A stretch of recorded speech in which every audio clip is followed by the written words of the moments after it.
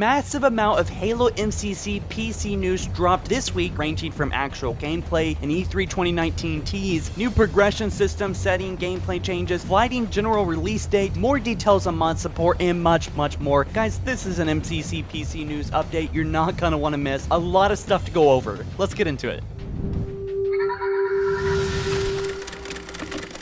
So 343's Max, Eric, and Sketch for the first time ever showed off substantial video gameplay of Halo Reach's PC build pre-public flight. In addition, Postums made a large MCC dev update on Waypoint, in which both I'll be summarizing in this video, focusing mainly on the juicy piece. Insider flighting is confirmed to start in June, finally, as the builds for the first time is said to be pretty much done at this point.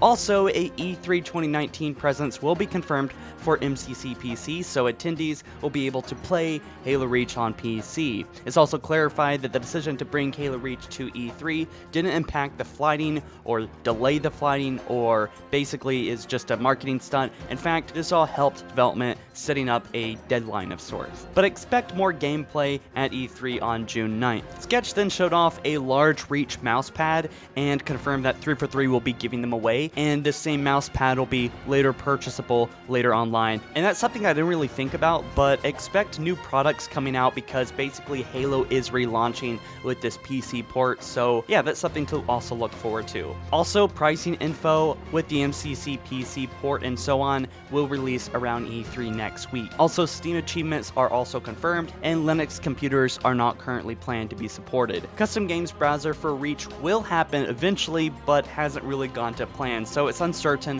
when that will come out, if even at launch. Also, Sketch alluded to the patch list that may have a custom games browser for MCC, which is very exciting that even at this point they're bringing upon new features into the game for the players. Also, streaming the builds will vary, so if you're an insider and you get in, you should probably read the fine print before you start streaming on Twitch or release any video gameplay on YouTube. The builds that they demoed on Mixer is actually a couple weeks old here, so the stuff that we're seeing in this video isn't actually super new.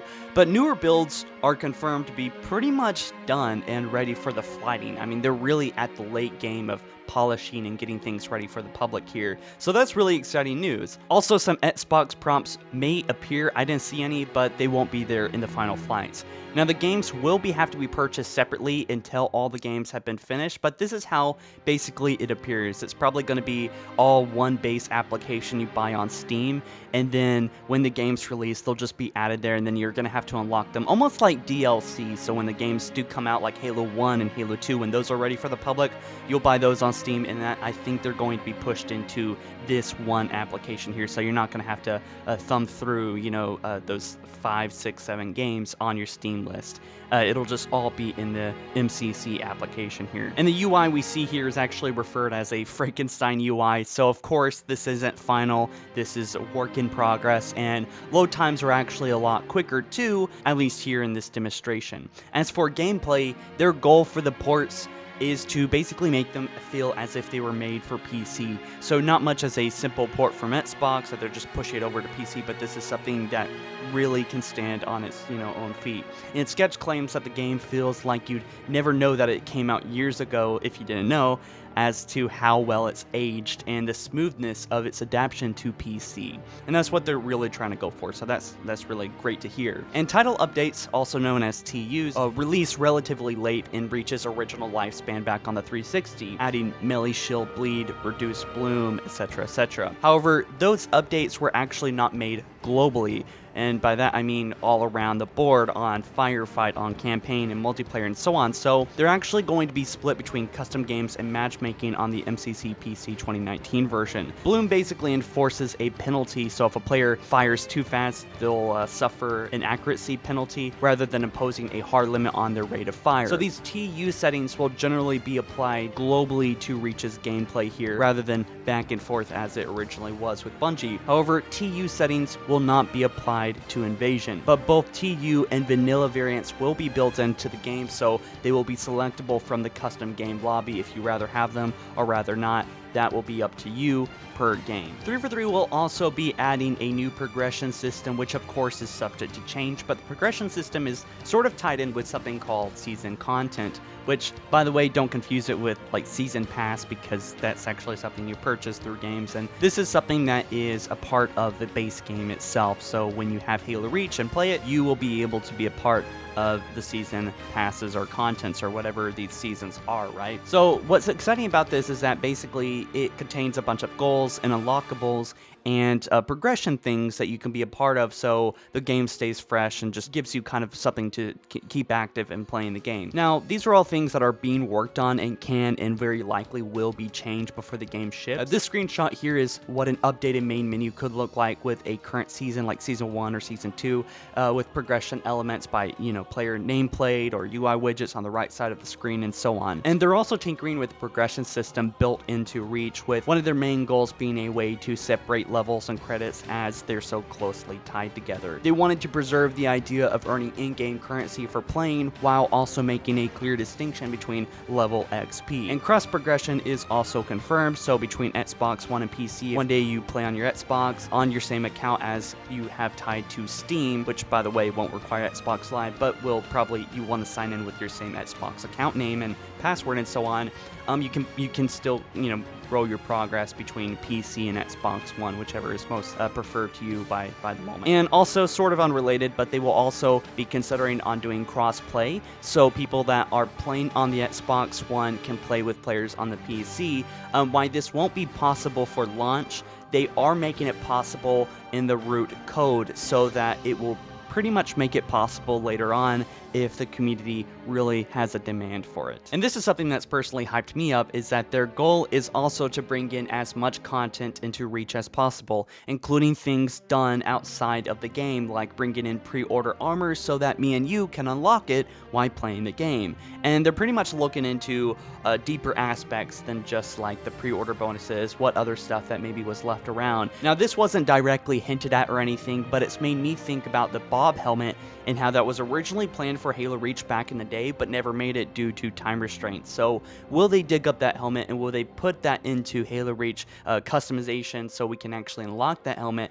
That would be really cool, and honestly, I'm pretty sure they're mulling it over if they haven't already added it into the game. Also, armors will not carry over from Legacy, so your unlocks and progression will not be present on MCC. If you were a god in 360, no one will know it unless you do it all over again in MCC. You're starting from scratch like everybody else. Also, it's clarified that if you miss a season's content, it will still be available when the next season content comes out. So, you know, if you don't play for a few months and a new season's already arrived, then you're fine. You can just go back and begin progress on that separately. Also, 343 is acknowledging that people still do want split screen even on the PC port. Well, 343 does want to do it. Obviously, they're acknowledging it here, but they can't confirm that'll be there on launch. They can't confirm that comfortably. It's basically a lot more complicated than you might think than just adding an extra controller or USB. There's a lot of layers to that. But Sketch also talked about mod support, whom ultimately Sketch also said the dream is to have community members that would take Reach and completely own it. And those are really great words to hear, because essentially he's looking forward to seeing the community completely take Reach over with mods. I mean, we're talking about custom campaigns, custom vehicles, AI and Forge, things like that, and it's just going to be really, really fun to see that. And he said for us to completely own it. So yeah, we got the keys to the kingdom here, guys. And mods have also, of course, been confirmed, and a while back actually, but Reach is said to be probably one of the easiest games to mod, depending on the tools, of course, with the other game. But mod support isn't confirmed to be there at launch. There's probably going to be some wiggle room there, but 343 has been reaching out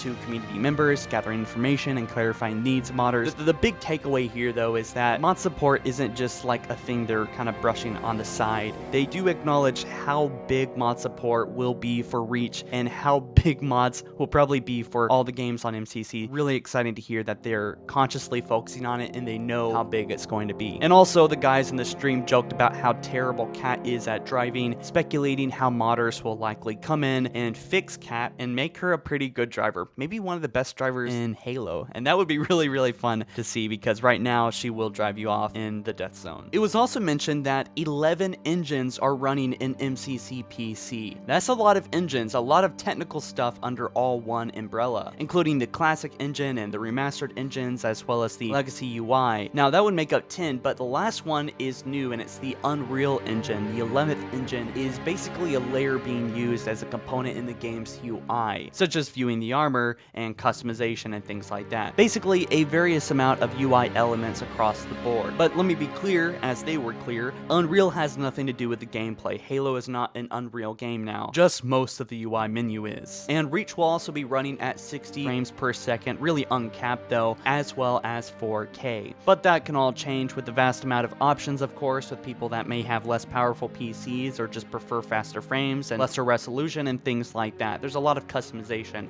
with those kind of settings. And also anti-cheat is discussed and confirmed to be a big thing to be discussed a lot more in June, so they didn't really talk about anti-cheat a whole lot. But to get the game out on Steam for retail so me and you can play it with thousands of other Halo fans, all they really need to do is polish and finish up a few more things, push it out for flighting, and then, which is by the way confirmed later this month, and once the team feels good about it, as they're very likely to find some new issues with, you know, different PCs across the board, across the country and world, once they wrap up those issues, the game will be ready to release. Now, since the game was announced way back in March and was in development even before then, fans are worried, understandably, that this will be pretty much the wait time for each Halo game to come out for MCC PC. So maybe 4 or 5 months of development for each game. But that isn't necessarily true, as they discussed, because Sketch says a lot of the foundational work has been done, and he doesn't say this part, but you know, it makes sense because they're kind of in the flow now. They got their things together. They probably understand a little bit more about the pipeline and workflow now, and they probably discovered how to fix bugs. So certainly Halo 1 is going to take less time, but even then Halo 1 and 2 are already ported to PC, so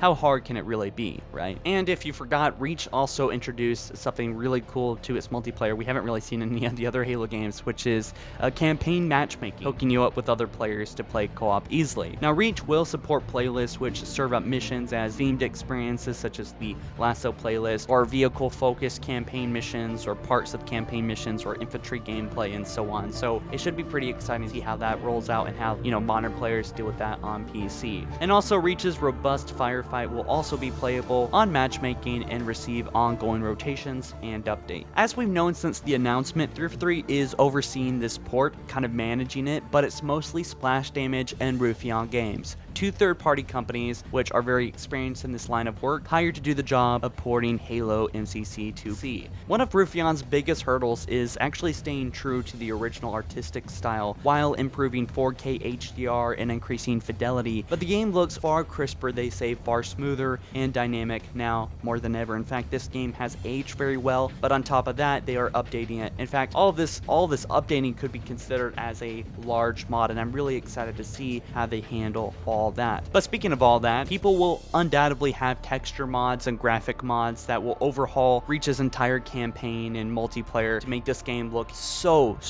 amazing, on top of the 60 frames per second or more, as well as 4K. So expect this game to look freaking gorgeous very soon, guys. The big takeaway here, guys, is to expect more Halo MCC PC news at E3 2019 June 9th, plus Halo Infinite news, of course, all this month. A lot of really exciting stuff is coming soon. The Halo Insider program will begin this month for sure, as well as the game is basically ready to go at this point, which we heard differently since launch, even recently, and now they're saying it's good to go, so that is all really great news. So be sure to subscribe for tons more of Halo E3 2019 news, as well as Halo news for the rest of the year. I'm gonna be covering it all here on HaloFollower. Like this video up too if you ended up enjoying, and guys, I'll catch you in my next video soon. Take care. Peace.